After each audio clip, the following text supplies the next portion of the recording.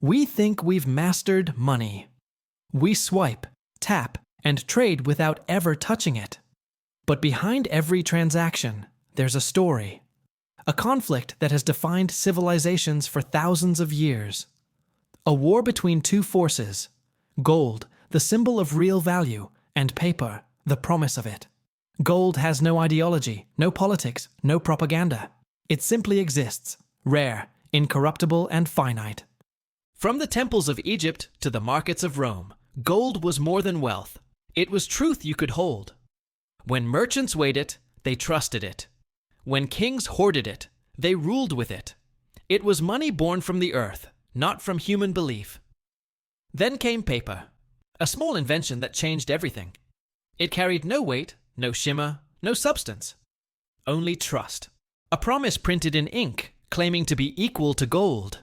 And at first it worked, because people wanted to believe. Paper made trade faster, economies larger, and power more fluid. But it also made corruption invisible. For the first time in history, value could be created with words, not work. Every empire that touched gold eventually learned the same temptation. Why dig for metal when you can print belief? Rome diluted its silver. Spain flooded Europe with New World gold until it lost its worth. And centuries later, America would detach the dollar from gold altogether, turning money into pure faith. The world called it progress. But beneath the optimism, something fundamental changed.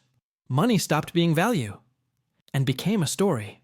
A story controlled by governments, by banks, by men who realized that whoever controls the story controls the world.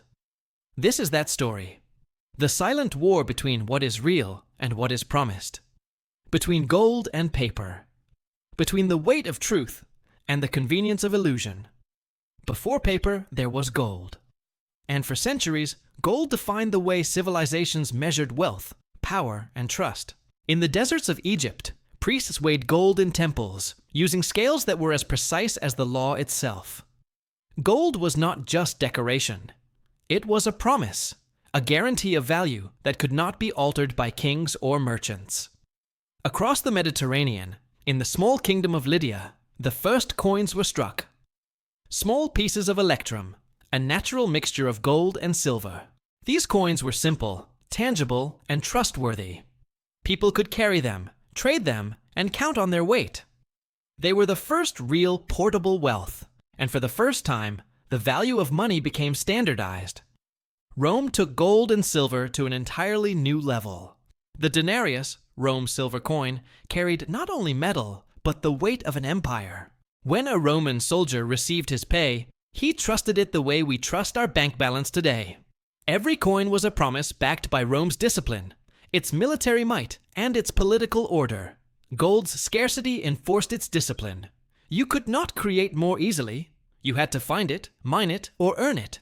It tied people to reality. It taught patience. It demanded trust earned through action, not simply printed authority. Empires grew, but so did the temptation to stretch reality. Even in this golden age, leaders found themselves faced with choices. Keep scarcity sacred, or use gold to fuel ambition beyond what nature could support. Some resisted. Others, history tells us, faltered. The lesson was clear. Gold was more than a metal. It was the first system of financial discipline, a tangible measure of trust and human effort. Without it, trade could collapse. Without it, armies could not be paid. Without it, civilizations could not flourish. And yet, even in its purity, gold carried a shadow. Those who controlled it wielded enormous power. The ability to weigh, distribute, and store it became the backbone of politics, conquest, and empire. Gold was real. Gold was heavy. Gold demanded respect. And for those who understood its power, it became the ultimate language of wealth. For centuries, gold dictated the rules of wealth. Then, a small invention began to change the world: paper money. It started in China, nearly 1,000 years before Europe even dreamed of it. Merchants issued notes to avoid carrying heavy coins, and slowly, people began to accept these slips of paper as a promise. A promise that could be traded, stored, and counted just like gold. Paper was lighter, faster, and more flexible than metal. It allowed economies to grow, to expand trade across distances once impossible. But with convenience came risk. Paper carried no intrinsic value. Its worth existed only in belief. If people stopped believing, it was worthless. And belief could not be weighed, mined, or counted. It could be created, manipulated, or destroyed. Europeans discovered paper money centuries later, first in Sweden, then across the continent.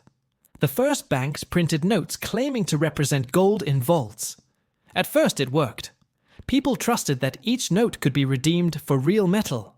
Paper became a tool of commerce, a bridge between gold as a scarcity and the ambitions of rulers who wanted more than nature could provide. And yet, the cracks appeared almost immediately. Governments began issuing more notes than they could back with gold. Inflation crept in quietly. Prices rose. Trust wavered. Still, the promise of progress blinded most. Paper seemed modern, efficient, and powerful. It felt like magic. But underneath that magic lay the same fundamental rule. Money is only as strong as the belief behind it. The lesson of history is relentless. Rome learned it with silver. Spain learned it with New World gold. Europe would soon relearn it with paper. Every empire that detached value from reality found itself vulnerable to its own creation. Paper allowed ambition to outpace discipline. Promises multiplied faster than production, and the illusion of endless wealth took hold. In America, paper money would eventually become the backbone of a new system. The dollar, initially tied to gold, represented trust in government more than substance. It allowed a growing nation to expand, to wage wars, to build infrastructure. And yet, even here, the warning signs were clear. Reliance on belief alone carried risk. Faith in paper, once broken, could devastate economies faster than any sword or army. Paper changed the rules of money. It moved wealth from tangible to abstract, from nature to narrative. It gave power to those who could print, promise, and persuade. And it marked the beginning of a new kind of war, one fought not over metal, but over trust. Because once money became a story, controlling the story became controlling the world. By the mid-20th century, the rules of money had changed completely.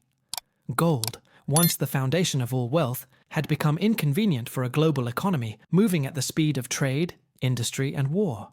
Paper promised flexibility. Paper promised growth. Paper promised control.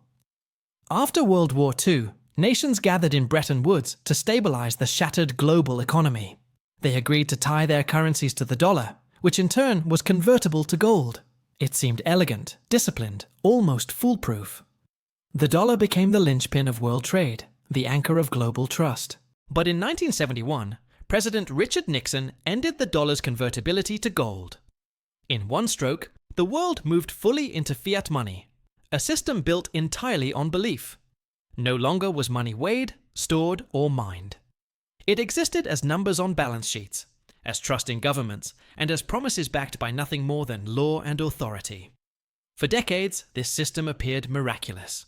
Economies boomed, credit expanded, consumers spent, nations grew. Paper money became not just a convenience, but the engine of power. Control over printing, lending, and borrowing became the ultimate instrument of influence. But beneath the veneer of stability, the same risks remained, only accelerated. Unlike gold, fiat money could be multiplied endlessly. Debt could be created faster than production. Inflation, once a slow shadow, could appear overnight. History's lesson was simple. Money without substance depends entirely on trust. When that trust wavers, even the mightiest economies tremble. Today, gold still exists, but its role has shifted. It is a hedge, a relic, a safeguard against the excesses of fiat. Meanwhile, the dollar dominates every market, every investment, every reserve. The fight is not just between nations anymore. It is between what is tangible and what is abstract, between restraint and ambition, between reality and perception. Governments, banks, and central authorities learn to wield paper like a weapon. They can expand credit, manipulate markets, and influence global trade with the stroke of a pen or the press of a button. And yet, the fundamental truth remains. When the story behind the currency fails, the consequences are immediate and severe. Wars, recessions, crises, all are echoes of the same battle Rome faced with silver, Spain faced with gold, and now we face with dollars. The modern battlefield is digital, instantaneous, and global. Millions of transactions, trillions of dollars, move every second. Yet, the essential war has not changed. Gold represents reality. Paper represents belief. The balance of power rests on trust. Fragile, invisible, and immensely powerful. In this era, controlling perception is as vital as controlling production. Central banks act as emperors, and their policies shape the fate of nations. Every decision, from interest rates to stimulus programs, reverberates worldwide. One misstep can ripple through markets, destroy savings, and erode confidence. Money has never been just currency. It is power. It is trust. It is the story we all agree to believe. Empires never fall overnight. They crumble slowly, invisibly, in ways most citizens never notice. Rome did not collapse because barbarians stormed its gates. It collapsed because silver lost its meaning. Spain did not fail from conquest. It failed because gold lost its discipline. And today, our system teeters on the same precipice, not with swords, but with trust, numbers, and digital promises. History repeats, but never exactly. It rhymes in patterns of ambition, deception, and overreach. Every civilization that detached money from reality faced the same consequences: inflation, loss of confidence, and social strain. The mechanism may change, coins, paper, or digital, but the law remains. Faith alone cannot sustain value indefinitely. The lesson is simple: trust is fragile. We build complex systems, assuming they are unbreakable. Yet, all it takes is a moment, a misstep, or mass doubt for the illusion to unravel. A single decision, a market shock, a policy mistake, and the narrative that holds our economy together can collapse. But collapse is not only destruction, it is transformation. When Rome fell, its laws, its architecture, its language survived. When gold lost its supremacy, economies adapted, restructured, and evolved. And perhaps that is the true story we are part of now. We are not merely spectators of history. We live it. Every swipe, every trade, every policy decision. The coming reckoning will not be dramatic or visible at first. It will be subtle. Erosion of purchasing power, quiet failures of confidence, and the realization that trust, once broken, is the hardest thing to restore. The question is not whether this will happen. It is when, and whether we are prepared. Because those who understand the true nature of money, its value, its scarcity, its story, will endure. And those who place faith in illusion will watch, helpless, as the system slowly unravels around them. History has written the rules. Gold, paper, and now digital currency, all are tested the same way. The battle between reality and belief continues. And we, knowingly or not, are participants in the most consequential war of all, the war for the meaning of money itself.